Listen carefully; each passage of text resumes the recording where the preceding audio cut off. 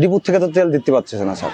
আমরা মনে করেন যে বিগত 1 সপ্তাহ ধরে মনে করেন যাচ্ছি, যে অফিসে যাই, অফিসে তালা মারা, এজিএম সাহেব সহ 3 যে অফিসার আছে 3 অফিস তালা মারা।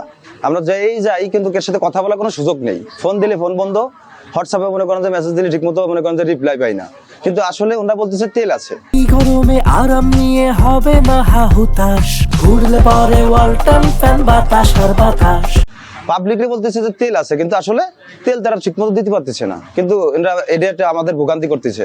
পাম্পে এসে কাস্টমাররা মনে করেন যে বলে যে তেল দিচ্ছে সরকার, কিন্তু তোমরা তেল দিচ্ছ না, তোমরা মজুত করতেছো। আসলে আপনি দেখেন, মনে করেন যে প্র্যাকটিক্যাল ভাবে আপনি ডিপ নিয়ে দেখেন, আসলেই মনে করেন যে আমাদের তেল দিচ্ছে না।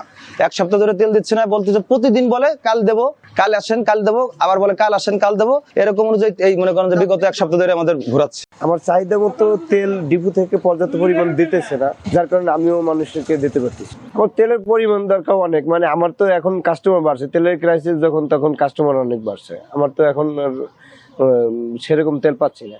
আমি পাবনা থেকে বাগেরহাট আসতেছি, আমি রাস্তায় 5টা ফিলিং স্টেশনে দাঁড়াইছি, এবার 4টাতে কোনো তেল নেই, একটা পাম্পে শুধু 100 টাকা করে তেল দিচ্ছে, তাও 45 মিনিট করে দাঁড়াইছিলাম, তারপর 100 টাকা তেল পাওয়া গেছে। তেলের এই অবস্থা তেল বর্তমানে, আসলে তেল নাই নাকি বা এরা এখন দিচ্ছে না, সেটা হচ্ছে বড় ব্যাপার।